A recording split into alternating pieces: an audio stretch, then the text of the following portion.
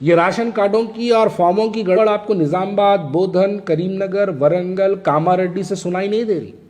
अगर आपको ये राशन कार्डों की और ये फॉर्मों की गड़बड़ अगर कहीं से सुनाई दे रही है तो वो गड़बड़ सिर्फ और सिर्फ मजलिस इत्तेहादुल मुस्लिमीन के 7 हलकों से सुनाई दे रही है। 65 साल में आज तक हमारी वो माँ और बहनों के राशन कार्ड क्यों नहीं रहे? अगर नहीं है पुराने शहर के हमारी माँ और बहनों के पास, तो इसके जिम्मेदार कौन है?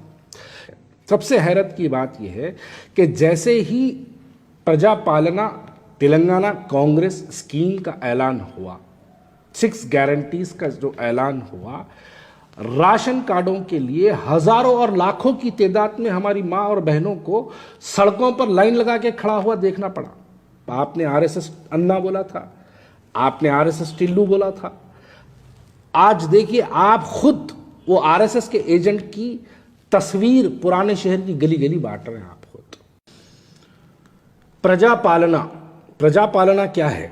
प्रजा पालना दरअसल ये वो है कि कांग्रेस पार्टी ने आज से 1 महीना पहले, कबल इंतखाबात के इलेक्शन से पहले, कांग्रेस पार्टी ने जो वादा किया था कि जैसे ही कांग्रेस पार्टी इख्तियार में आएगी 6 गारंटीज, 6 कामों की गारंटी दी गई थी कि 6 काम हम करेंगे, जिसमें से 2 काम तो मुकम्मल हो चुके हैं, वो काम शुरू भी हो गया, वो काम लोग उसका इस्तिफादा भी हासिल कर रहे हैं। ट्रांसपोर्टेशन का, वुमेंस फ्री ट्रांसपोर्टेशन का और आरोग्यश्री का, ये 2 काम तो हो गए हैं जिस पे आवाम उसका इस्तिफादा हासिल कर रही है। बाकी के जो 4 स्कीम थे, 500 रुपये गैस सिलेंडर, 5 लाख रुपये, बहरहाल बाकी के जो 4 और गारंटीज थी, वो गारंटीज को अब करने का वक्त आया है। इलेक्शन को आज 25 दिन हुए हैं, नतायज आके 3 तारीख को हुआ था, आज 30 तारीख है। तो 25 दिन के अंदर जो है कांग्रेस तेलंगाना ने इस बात को मुकम्मल कर दिया कि जो वादा किया गया था उस वादे को मुकम्मल किया जा रहा है।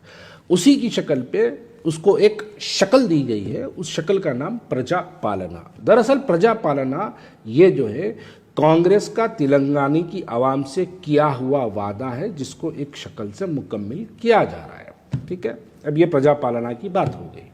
अब यहाँ पर खुदा का कुदरत देखिए, अल्लाह का निज़ाम देखिए कि जो लोग जिनको आरएसएस का टिल्लू बोल रहे थे, जिसको आरएसएस का एजेंट बोल रहे थे, जिनको कहाँ से ला के देता बल्कि सवाल कर रहे थे, जिसको आरएसएस को जन्म देने वाली कांग्रेस जिन लोगों ने बोला था, आज अल्लाह का निज़ाम देखिए कि किसी पे अगर आप झूठी तहमत लगाते तो उसके हाथों से ही अल्लाह ताला उस आरएसएस के एजेंट की तस्वीर गली गली बंटवारा।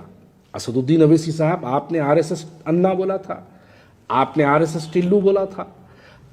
आज देखिए आप खुद वो आरएसएस के एजेंट की तस्वीर पुराने शहर की गली गली बांट रहे हैं। आप खुद आपके वो तमाम हवारी, वो लोग जो आपके तकरीर में जिन लोगों ने आरएसएस के टिल्लू बोलने के बाद जिन लोगों ने वाह वाह के नारे लगाए, जिन लोगों ने असदुद्दीन अवैसी साहब का जिंदाबाद का नारा लगाए, उन लोगों के हाथ से भी आज वो तस्वीरें बट रही हैं। ये किसी पे झूठा इल्ज़ाम लगाने का वजह। एक साहब तो यहाँ तक बोल दिए, कहाँ से ला के देता, जोरू के महर से ला के देता, क्या पूछे थे एक साहब।